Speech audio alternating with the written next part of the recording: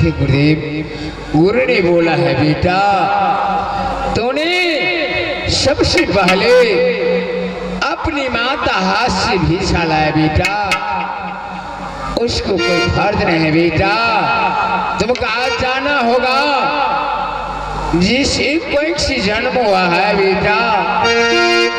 तुमको बहन बीरमा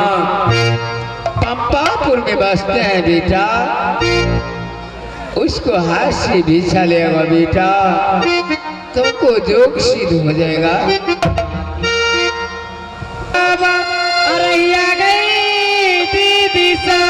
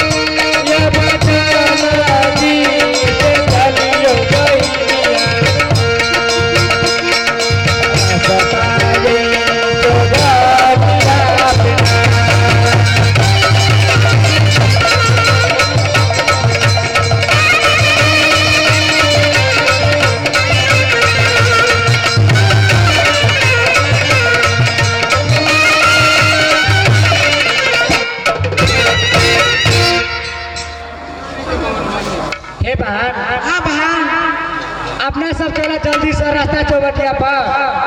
जल्दी चलो। रास्ता चौबटिया पर माया के बाजार लगे वही जगह जे मुसाफिर होते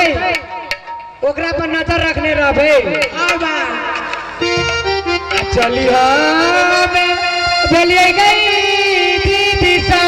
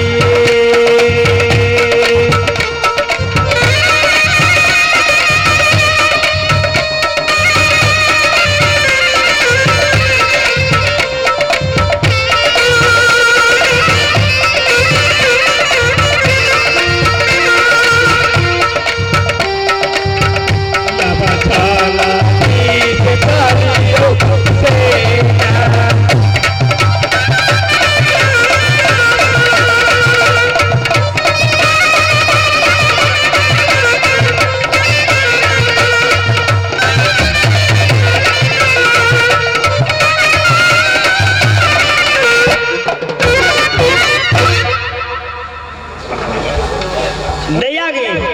हाँ भैया तू सब बहनी मिलकर कहाँ जाइ छी हो तोरा नहीं था हम अखन तक लिए कुछ नहीं बुझल हो भैया जाए छे रास्ता चौबटिया बा बुझला कि ने अच्छा ओए माया के जाल खिरेबे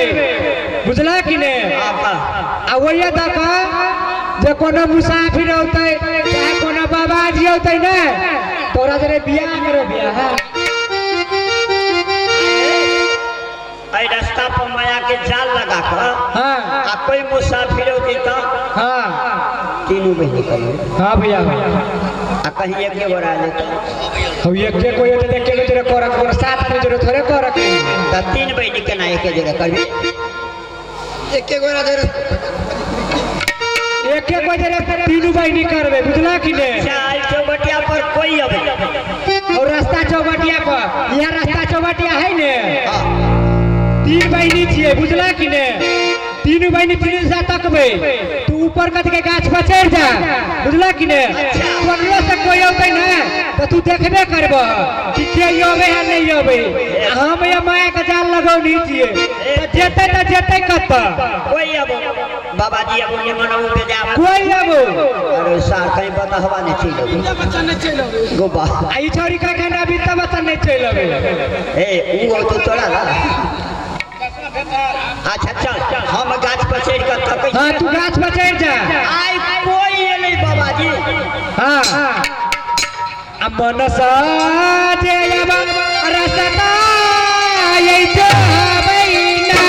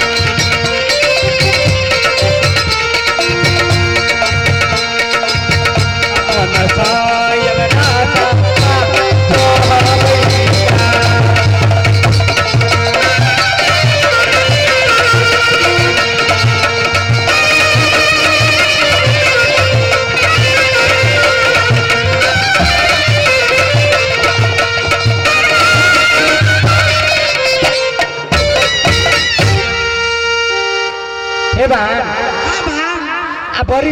बड़ी खान से इंतजार कर अपना सब बुझल कि ने अब अपना सब जल्दी से जे काम है से काम कर बुझल कि ने रास्ता चौबटिया पर जल्दी से खराब हो जा तीनों वाहन तीनों से तकत रह बुझल कि ने आ भैया है से तो गाछ पर चढ़ले है कुछ में कुछ देखबे करते बुझल कि ने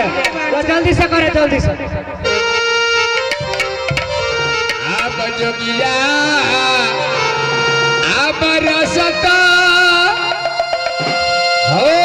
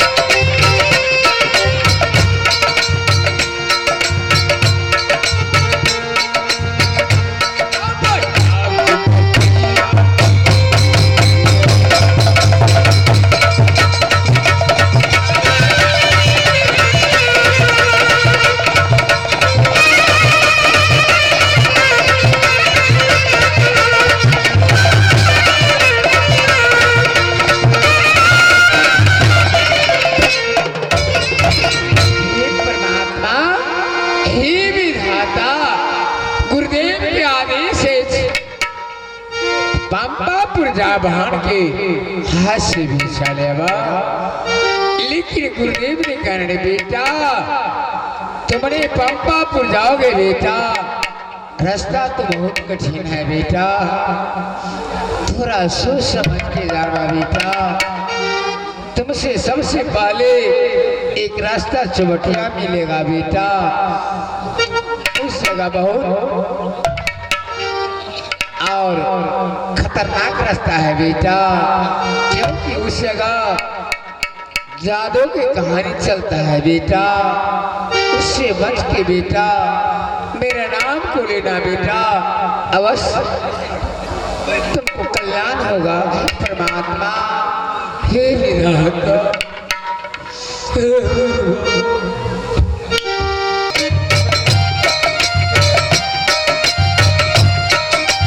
परमात्मा हे विधाता, नूर बाबा ने बोला है बेटा कि जाओ बेटा,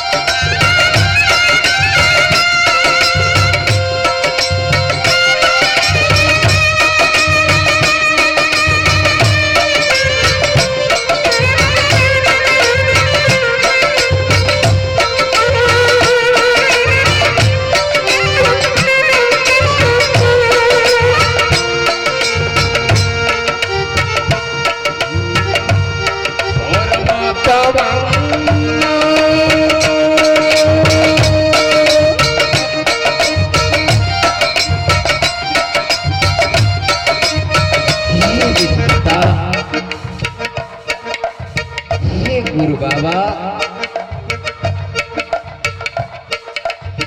ये रास्ता चौबटिया देखे छी परमात्मा लेकिन चार पहाड़ चार घाट में बिछी विधाता परमात्मा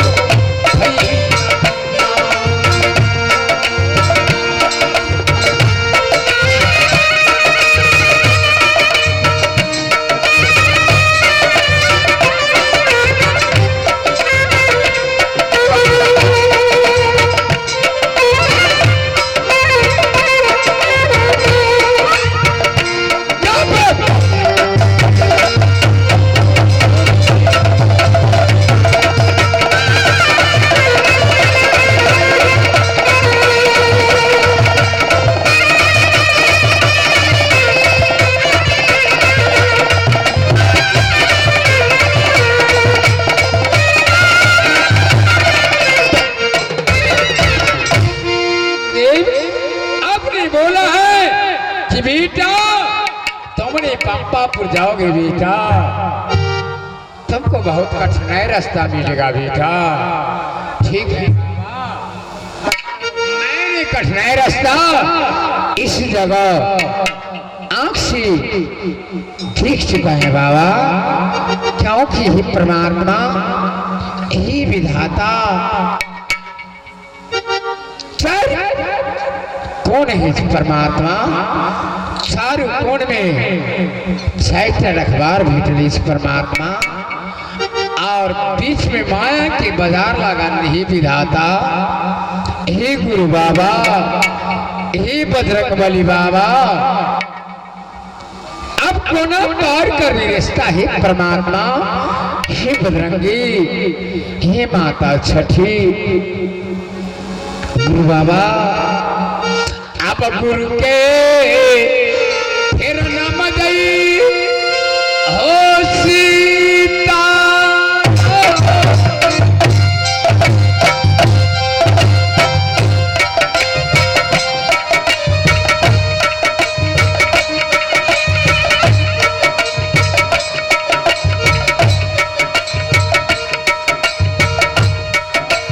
अब यही भैया हो